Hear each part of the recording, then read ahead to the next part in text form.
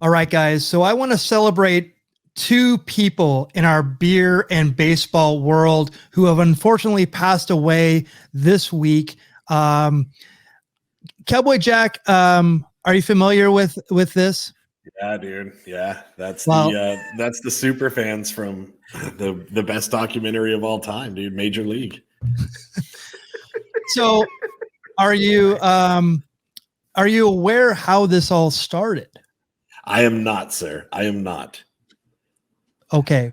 Well, Cowboy Jack, I'm going to give you a little education here. 1973, John Adams has been the heartbeat of Cleveland baseball games, keeping the spirit in the ballpark alive. His tradition started when he was just 21 years old and wanted to recreate in the new ballpark the sound of banging chairs that was so popular at Cleveland Municipal Stadium.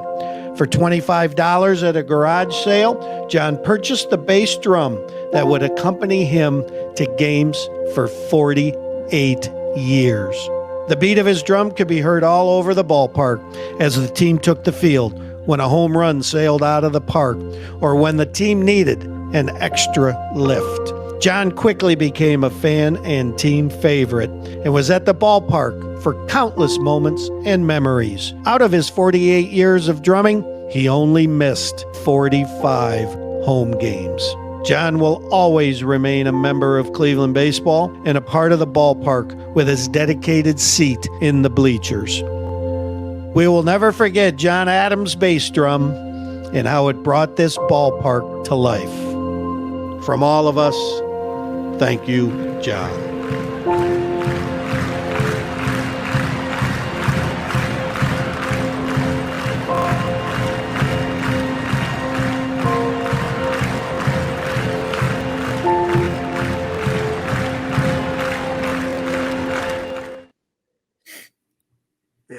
Dude, that's my allergies acting up. I'm not crying, but that was a real well produced video, man. Wow, that's a wonderful piece.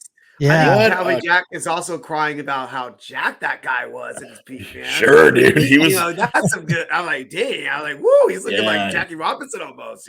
He was a beefcake.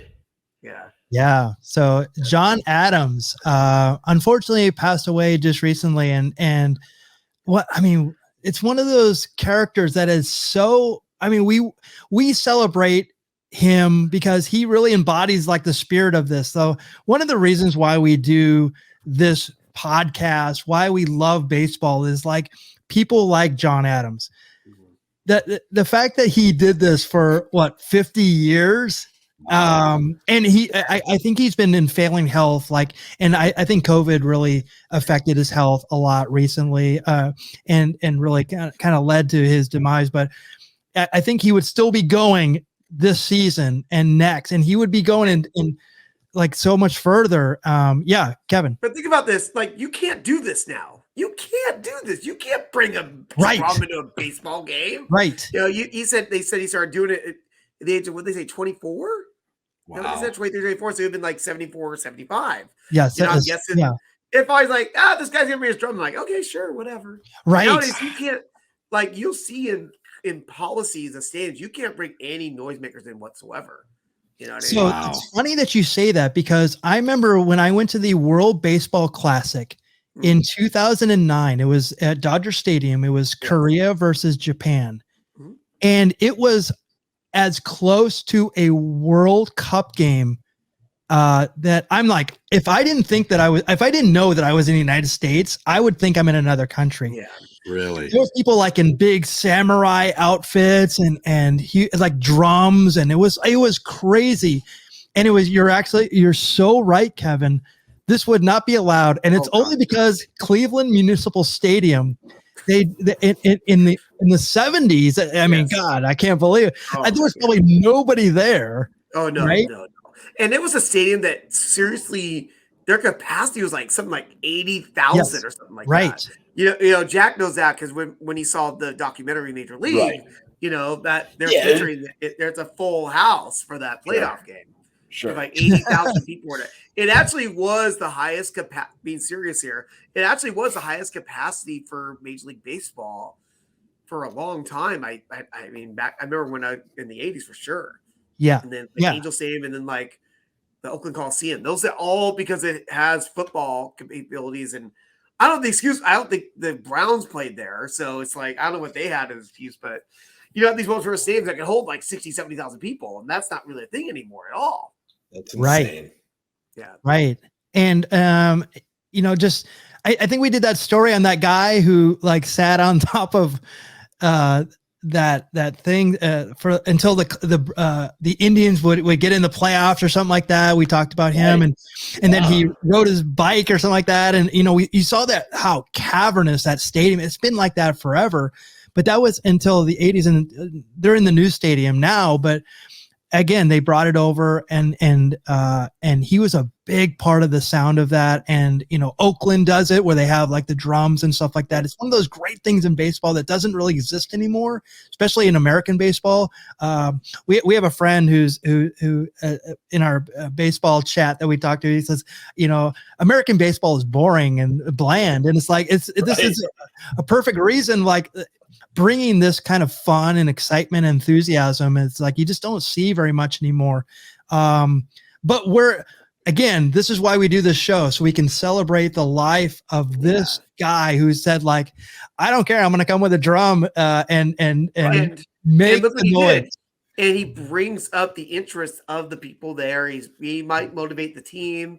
He's making an impact on baseball. And I'd say, if you're looking more invested baseball, and if you're not aware of the World Baseball Classic, it's coming in March. Yes. Keep an eye out for that. There's going to be some games in Arizona here in the United States, I believe in Florida, and just keep an eye out for it. I don't know where it's airing. I would assume Major League Baseball Network, but don't quote me on that.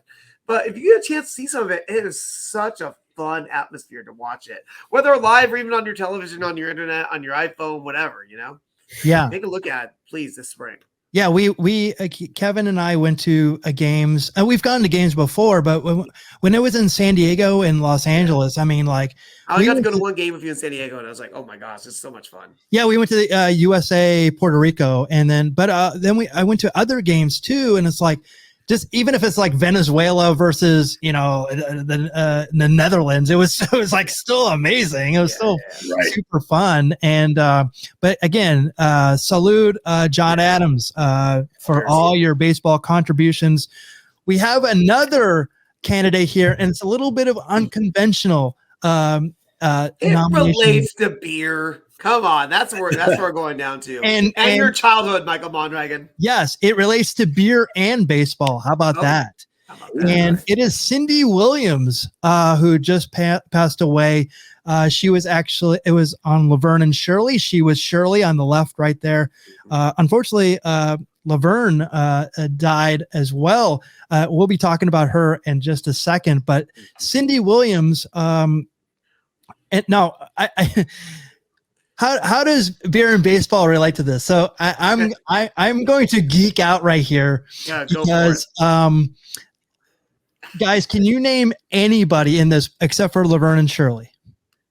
Well, Cowboy Jack, we talked about one of those men in this photo. I believe it was last year. Yes. Oh did. Lord, I know. What's the guy's name? Skizzy. You're actually really close. What is it? The guy on the lower right, Squiggy was his character. Squiggy. Okay. His name is David Lander. Is that correct? David L. Lander. Yes. But the guy I know and I love with all my heart is the man on the bottom left there, Mr. Michael McKean. Not only for this show playing Lenny, he also is in one of my favorite movies of all time, Clue. And another one of my favorite all-time movie, This Is Spinal Tap. Yes. So that's where I know those two gentlemen on the bottom. Yes. Okay. Sorry, that's my geeking out. Sorry. Are you ready for my geeking out? I can name every character name in this photo. Are you ready? Go for it. Okay. So upper left, Big Rosie Greenbaum. Top, Frank DeFazio. Next one is his real name is Eddie Mecca, but that's the Carmine Ragusa, the Big Ragu. Oh, there's the Big Ragu. Yes, Big Ragu. All right.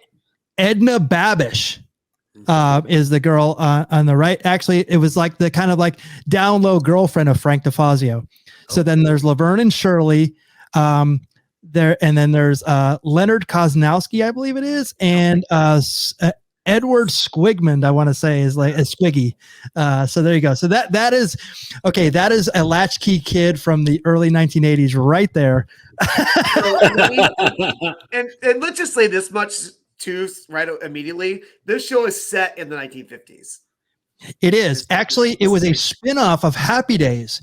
Actually, Richie and Fonzie actually went out with them, and they were actually their characters at the time, I think, were kind of loose, and to use a old phrase, and but they actually I know that phrase. I'm old. I know that phrase. I'm like, oh. So they were kind of crazy. They were both kind of crazy, and the show, Laverne was kind of crazy, and Shirley was very conservative. In fact, no, I won't go into. So, Michael, can I ask you a question? Would you say that Laverne and Shirley is maybe the most successful spinoff show of all time? Oh, that's a really great question. I will say no, only because I know that there's one out there that I'm sure is much more. Actually, you know what also spun off from Happy Days? You'll never. Yes, I know. Go for it. Mork and Mindy. Mork and Mindy did. And actually, if you think about it, Happy Days was actually a spinoff from American Graffiti. Well, I mean, that's a film, but still, I get where you're going. Is it American Graffiti? I'm sorry. Are you thinking American Love Style? Yes. Love American Style. Love American Style. With Robert Hayes, who they watched the movie Airplane. And it was like during that American Graffiti days and everything. So, right. Because the only really successful film like they otherwise were modern and it's still the 90s would be Frasier being a spinoff of Cheers. You're right. That was definitely a common thing of like really successful shows. Like when Seinfeld went off the air, there was at least like one or two spinoffs they tried to do that just did not. No, they just didn't. Yeah. This one had a nice like start, but then they eventually moved to Burbank and then they kind of went the Hollywood route. So it kind of fizzled out. Laverne and Shirley lasted. Do you have the timetable? How many? It's actually like 7 years, I think, 7 seasons. That's a long time. Yeah, it is. It's like 140 some odd episodes. Okay. So how does this relate to beer? So actually, Laverne and Shirley actually worked at Schatz Brewery.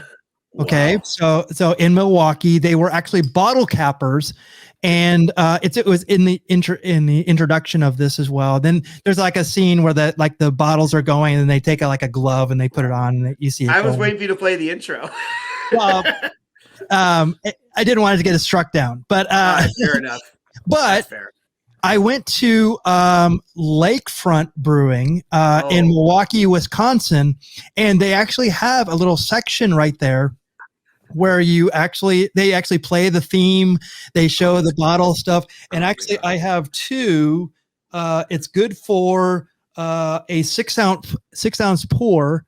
I have two of these wood. You could actually redeem these if you wanted to, for 6 ounce pour. So I actually have been here. So this was in Milwaukee, and I think it's autographed by them. It might be just on the poster itself, but that's great. But anyway, okay. So the other baseball thing is the Penny Marshall actually directed A League of Their Own. Boom. Okay. Baseball. There it is. There you go. And who, Cowboy Jack, who is the girl on the right? She was a pop star. Shakira.